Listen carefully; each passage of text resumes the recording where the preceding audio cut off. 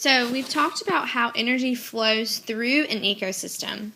Now we're going to talk about how matter actually cycles through an ecosystem. So matter does not flow through like energy does. It doesn't get lost.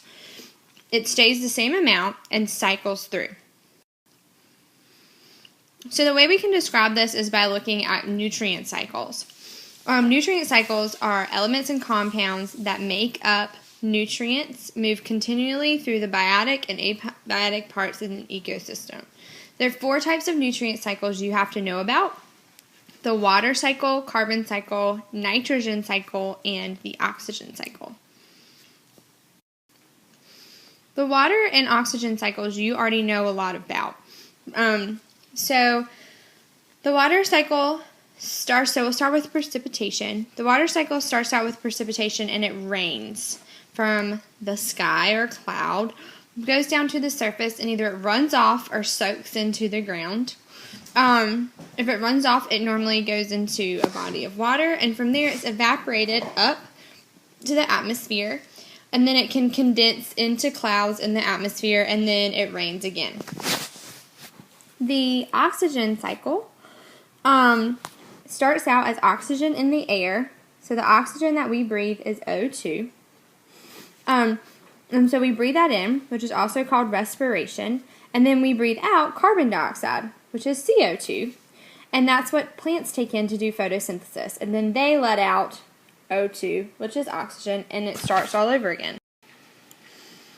Today we're going to be talking mainly about the carbon cycle and the nitrogen cycle. Instead of taking traditional notes, you have a graphic organizer. So I'm going to help you fill out the graphic organizer as we go along. So we should be focusing on the top part of the graphic organizer where it says carbon cycle. And underneath where it says carbon cycle, you can see it says moves between. And then there are 3 blank boxes. Go ahead and fill out those 3 blank boxes at the top. The first one is lithosphere. Lithosphere. The second one is biosphere.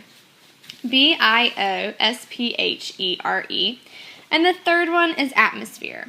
Atmosphere.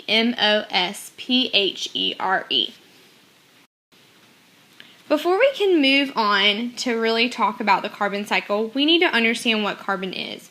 Carbon is one of the main building blocks of life, and every organism contains carbon. Every important compound in your body is made up of carbon. So all of those proteins and carbohydrates and your DNA, every single one of those is made up of carbon. So we're going to start on our nutrient cycle flow chart. We're going to be looking at the right side of the carbon cycle section where it says atmosphere. It says atmosphere, and then underneath that there's a box that says mainly as ... So I'm going to go ahead and tell you what that is. Carbon in the atmosphere is mainly CO2, or carbon dioxide. So how does the carbon dioxide get into the atmosphere? So underneath where you just wrote CO2, it says comes from ... We're going to fill in those 4 boxes now.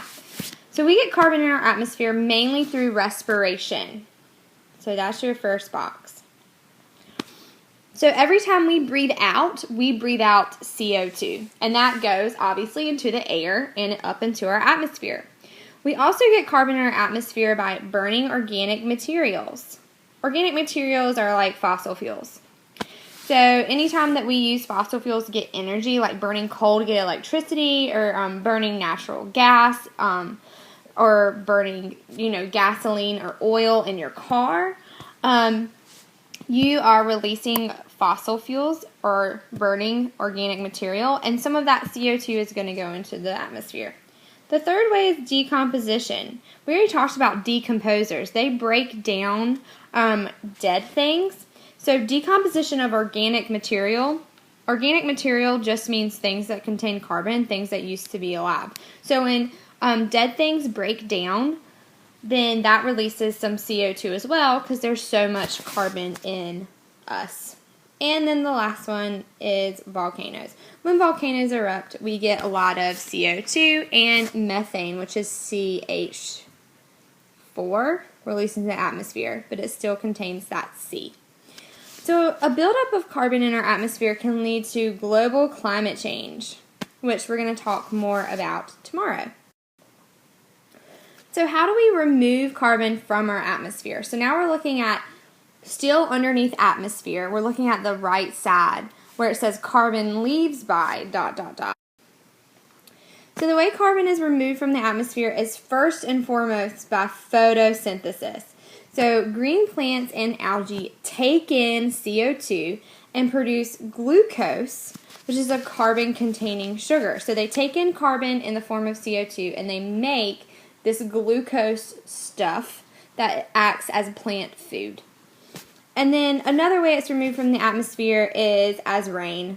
Some of the CO2 can get dissolved into cloud droplets, and then it falls as rain. So just like when you open a 2 liter of soda and it goes shh, okay, that's releasing CO2. That CO2 dissolved into your soda. Kind of the same idea, but it would be like if it was falling as drops of rain. All right, carbon in the lithosphere. Now we're on all the way to the left side of your carbon cycle graphic organizer. The lithosphere just means underneath the earth. So when it says comes from ... on your graphic organizer, where it actually comes from is when organisms die and their bodies decay in the ground. So that can be like a plant or an animal. Their body actually decays on the ground. All of the carbon that was inside their body is now going into the earth. So it comes from dead and decaying organisms. And then underneath that it says which will eventually turn into ... So if the carbon is inside the earth long enough and it continues to be buried for millions of years and put under lots of pressure, it can eventually become a fossil fuel.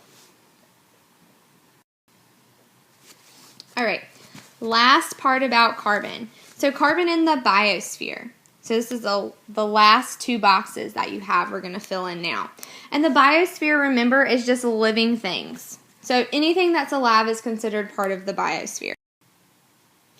The main way that carbon enters the biosphere is through photosynthesis.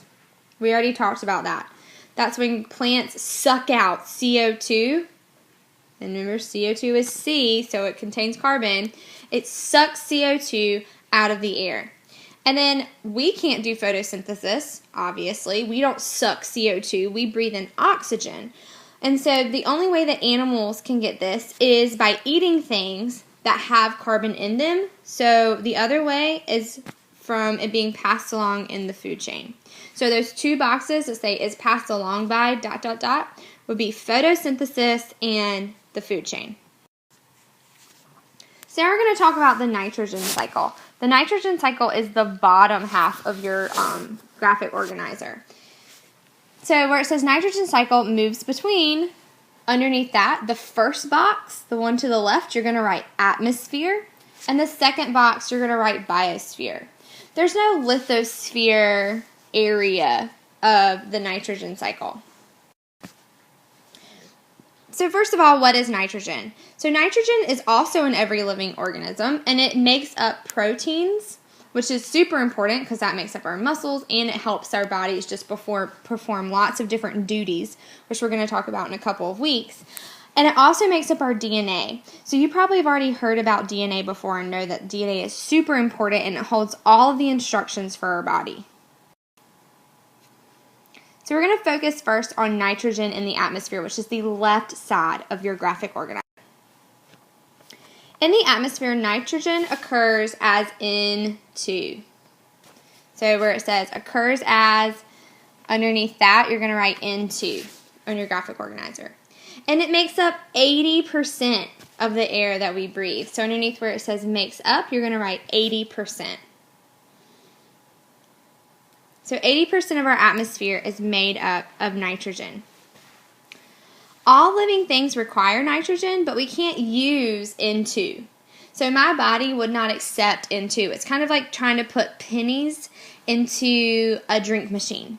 You can't put pennies into a drink machine. I can take 25 pennies and go get a quarter and exchange it, and then I can put my quarter in the drink machine, but drink machines don't just accept pennies.